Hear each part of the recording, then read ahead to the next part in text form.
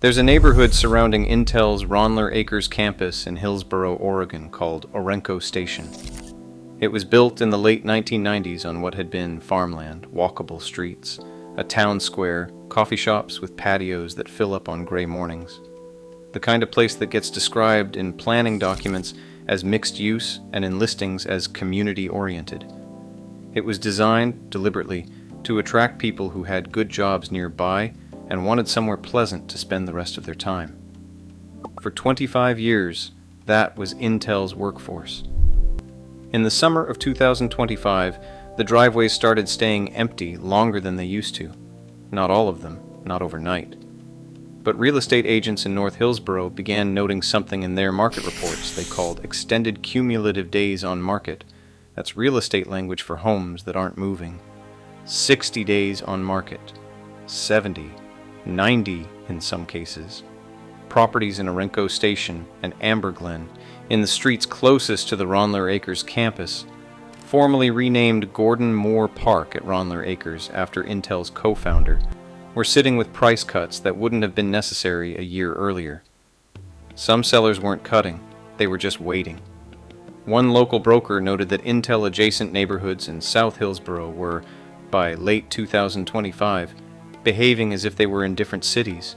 The newer master-planned communities in the south kept moving, while the older streets to the north, built to house the engineers who were arriving in the late 90s and early 2000s, had developed a different tempo. What was happening isn't complicated. In July 2025, Intel announced the elimination of 2,392 positions across its Washington County campuses, making it one of the largest mass layoffs in Oregon's recent history. 1,521 of those positions came from Ronler Acres alone. Another 519 came from Jones Farm. The Aloha campus, and for those outside Washington County, locals say Aloha, not the Hawaiian greeting, a distinction that matters to people who've lived there, lost 192. The separations began July 15th. By the time of those cuts, Intel had been Oregon's largest for-profit employer for decades. At its peak, the company employed roughly 20,000 people in the state. And if you grew up in Washington County in the 90s or the 2000s, you almost certainly knew someone at Intel. The company's presence had reshaped the region economically in ways that were easy to trace and in ways that weren't. One job at a manufacturing company like Intel tends to generate 4 or 5 more in the surrounding economy. By 2019, Intel's direct employment was generating an indirect footprint that economists estimated at roughly 105,000 jobs across the Portland metro area, the heart of what the industry calls Oregon's Silicon Forest Tech Corridor. Intel workers averaged salaries above $110,000 a year, and at certain points, the company accounted for up to 5% of Oregon's income tax revenues. Washington County's services, its libraries, its roads, its public safety staffing were calibrated around a tax base that included that workforce. And local officials had built a formal relationship around Intel's presence. Under a program called the Strategic Investment Agreement, designed to attract large manufacturing commitments, Intel received an estimated $2 billion in property tax exemption in 2014, structured over 30 years. The arrangement guaranteed Intel would pay a minimum community enhancement fee if it fell below certain investment thresholds. The Hillsboro School District, as a result of that exemption, gave up more than $143 million in property tax revenue in 2024 alone. District officials had not been part of the negotiations. In public documents, they described their position as complex. Cities, counties, and ports negotiated the deals, and schools absorbed the cost. Washington County was, by 2025, in its 5th consecutive year of budget deficits, a $20.5 million gap in the general fund. Library levies were under strain. Public safety roles were harder to fill than usual. Oregon's property tax system, constrained by Measure 5, the 1990 ballot initiative that capped tax rates and restricts the growth of assessed values, created a structural mismatch. The community's needs grew, the Intel abatement held, and the gap between them accumulated over years. Intel's 30-year abatement expired in the 2025 to 2026 fiscal year, and Washington County's assessed value jumped 11% in a single year, the largest increase in recent memory. County officials noted that this was expected to be a one-time event. What the schools might have done with $143 million a year over 3 decades is a question that does not have an answer, because it never got to be a question. The July 2025 layoffs cut what Intel calls blue badges, direct employees on payroll with benefits, stock compensation, and some degree of employment continuity. But Intel's workforce had always included a second category: green badges, contractors. Green badge workers sit in the same buildings and run the same equipment. They answer to the same managers. They don't attend company events, and on some campuses, they pay for their own lunch. Their contracts have duration limits. 18 months was the standard ceiling for staff augmentation contractors, after which they were required to take mandatory time away from Intel work before they could return. Intel contract employees, a separate designation, could work up to 24 months out of any 36 without bonuses. From the outside, an Intel engineer is an Intel engineer. Inside the campus, the distinction carried weight. Glassdoor reviews from workers at the Ronler Acres site used language that didn't soften the point. One review described green badge contractors as second-class citizens, noting that blue badge employees often treated the distinction as a status marker. Another worker at the same campus wrote, "The way I was treated reminds me of segregation in the pre-civil rights era." They address others by their names. I was the green badge. Those are one worker's words, and not every experience was the same.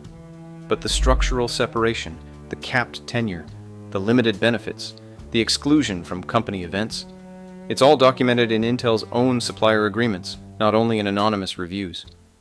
As Intel restructured through 2024 and 2025, it cut blue badge positions, while contractor arrangements in some divisions continued. For the Hillsboro neighborhood economy, that mattered in a specific way the headline layoff numbers didn't capture. Blue badge workers, earning stable salaries with stock and bonus structures, had bought homes near Ronler Acres and Jones Farm. Green badge contractors, cycling through 18-month terms without the compensation package that made the mortgage math work, had rented. When the blue badge positions disappeared, the home-buying cohort in Intel-adjacent streets thinned. Some workers stayed in Oregon.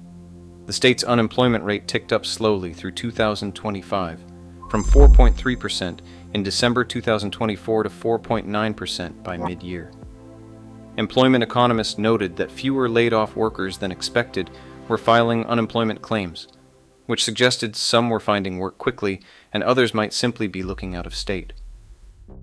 The restructuring decisions, the layoffs, the timeline deferrals, the foundry pivot came under CEO Pat Gelsinger, who had staked Intel's recovery on regaining semiconductor manufacturing leadership. That strategy was running into hard realities. While Intel struggled to regain its footing, competitors had moved in different directions and pulled ahead. NVIDIA, whose AI chips had become the defining hardware of the machine learning era, saw its market value climb past $4 trillion.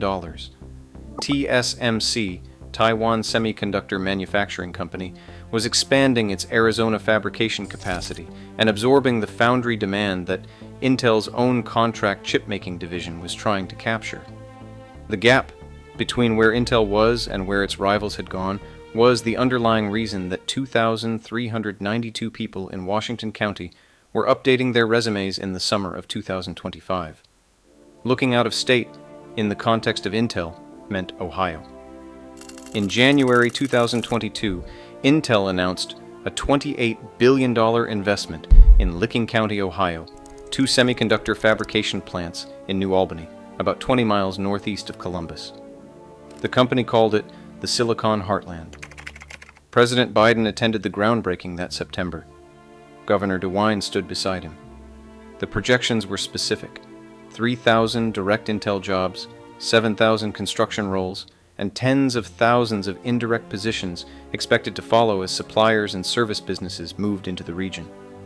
Production was supposed to start in 2025. Land in Licking County had sold for around $20,000 per acre in 2021. By 2022, it was $45,000. When Intel acquired the site, it paid $110,000 per acre. Residential values in the surrounding area rose by 30 to 40% on the announcement alone. Ohio committed around $600 million in state grants, and the federal government earmarked $1.5 billion in CHIPS and Science Act of 2022 funding specifically for the Ohio project. Then the delays started. The 2025 production target became 2027, then 2028. In February 2025, Intel announced that Fab 1 would not be complete until 2030 and Fab 2 until 2031. By July 2025, the company was slowing construction further and indicating the plants could be canceled entirely if Intel's foundry division could not attract external customers for a chip-making process called 14A, technology still in development, with a commercial debut not expected until 2027. Licking County Commissioner Tim Bubb told reporters that July. This can't be more disappointing. He said that from 2022 to 2024, nearly every infrastructure decision the county made had Intel's name attached. Roads, workforce development programs, projects that got pushed aside to make room for what Intel was going to need. And now, officials were looking at each other asking when, and some were quietly asking whether. A resident named Allison Riggs, who farms land her family has owned for more than 130 years near Alexandria, Ohio, started a website called Save Licking County. She was not opposed to development. She was asking whether the right questions had been asked at the right time. One of her questions, stated plainly, is this company reputable? As of early 2026, the Ohio 1 campus employed 162 people. For Oregon workers making the calculation about Ohio, the housing arithmetic had seemed clear. A median home in Licking County was selling around $312,000 in early 2025. A comparable home in Hillsboro, in the years before the layoffs softened the Intel-adjacent market, would have run close to $1 million. That gap was real, and it still is. For families that had been renting in Washington County on green badge contracts, or that held a blue badge severance package and a decision to make, Ohio offered the possibility of ownership that Oregon had made increasingly difficult. But Ohio also had uncertainty baked in, and the families considering the move knew it, whether they said so directly or not. Licking County was, before Intel arrived, already a region where more than 1 in 5 renters was considered severely rent-burdened. The county had rezoned agricultural land, cities had rewritten housing density rules, infrastructure projects had been staged around an employer that was, by the middle of 2025, operating a campus of 162 employees on a site built to eventually house thousands. New Albany's mayor pointed to the 23 construction cranes still on site as evidence of ongoing commitment. Intel had logged more than 9.4 million construction hours by early 2026, and the basement levels of both fabs were complete. But the community in Licking County, or at least part of it, was watching what had happened in Hillsboro. Not the press releases, the property records, the school district budget documents, the appraisal reports that started using the phrase external obsolescence to describe what the Intel layoffs had done to resale values in North Hillsboro, a term normally applied to environmental contamination or infrastructure failure, now being applied to a neighborhood's measured response to watching its anchor employer shrink.